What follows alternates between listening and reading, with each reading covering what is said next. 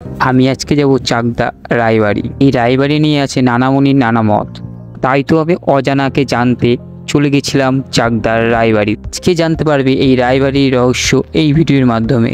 চলো তো শুরু করা যাক। এখন আমরা অটোতে উঠে গেছি। অটো করে এখন আমরা যাব চাকদা রায়বাড়ি। অটো স্ট্যান্ড থেকে রায়বাড়ির দূরত্ব ছিল 8 কিলোমিটার, আর আমাদের ভাড়া পড়েছিল 20 টাকা করে। অটোতে যেতে যেতে আমরা যা লোকমুখে শুনলাম, সবে রাস্তাগুলো নতুনই হয়েছে, আগের থেকে অনেকই ভালো। তারপরে আমরা 30 মিনিট অটো চড়ার পর আমরা চলে এসেছিলাম রায়বাড়ির সামনে। কিন্তু এখানে দিশান্নুকে খুবই মিস করছিলাম। এইসব হন্টের জায়গা ওর খুবই ভালো লাগে। এখান থেকে যেহেতু অটো যায় না, আমাদের হেঁটেই যেতে হবে। সামনে কি অপেক্ষা করছে সেটা আমিও জানি না, চলো গিয়েই দেখা যাক। এখান থেকে হাঁটার সময় আমার একটা গানই মাথায় ঘুরছিল, আমি যে তোমার। গানটা যখন করছিলাম তখন এদিক দিয়ে উৎপল আর জেম বলছে চুপ কর ভাই। কিছুক্ষণ হাঁটার পরে আমরা ফাইনালি চলে গিয়েছিলাম রায়বাড়ির সামনে। আসার পরে পরিত্যক্ত এই বাড়ি জঙ্গলে পরিণত হয়েছে। ভেতরে প্রবেশ করার পরে আমরা সিঁড়ি ধরে গিয়েছিলাম ছাদের উপরে। তার মধ্যে আবার ছমছমে বৃষ্টি। তৎকালীন 300 বছরেরও বেশি পুরনো এই রায়বাড়ি কালে কালে ধ্বংসস্তূপে এগিয়ে যাচ্ছে এই রায়বাড়ি। এই উন্মুক্ত ছাদে এসে রাজা মহারাজারা ক্লান্ত হওয়ার পরে শান্তির নিঃশ্বাস নিতেন তারা।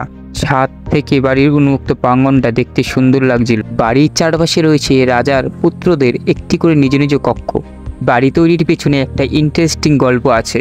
সেটা হলো এই বাড়ি কেদারনাথ রায়ের নামে নামকরণ করা হয়েছিল। হিমান রায়ের 7 পুত্র সন্তানের মধ্যে তলা রায় এই বাড়িটা নির্মাণ করেছিল। এই বাড়িটা নির্মাণ করতে মুর্শিদাবাদ থেকে মিস্ত্রি আনা হয়েছিল। সেই মিস্ত্রিদের তলা রায়ের মা একটি পাকা কাঁঠাল খেতে দিয়েছিল। সেই মিস্ত্রিরা পাকা কাঁঠাল খেয়ে কাঁঠালের বীজ এক জায়গায় পুঁতে দিয়েছিল। সেই বীজ থেকে একটি কাঁঠাল গাছ তৈরি হয়েছিল। সেই গাছে আবার কাঁঠাল হয়েছিল।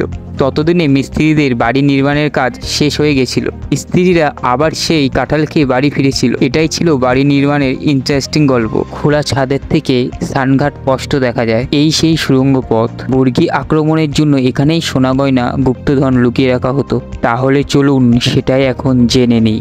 এইখানকার গ্রামবাসীর মুখ থেকে আমি যা জানতে পেরেছি, প্রত্যেক অমাবস্যায় নাকি এখানে ভয়ানক ভয়ানক আওয়াজ শোনা গিয়ে থাকে। রায়বাড়ির গুপ্তধনগুলো নাকি এখন এই স্থানের ঘাটের তলেই পোতা আছে।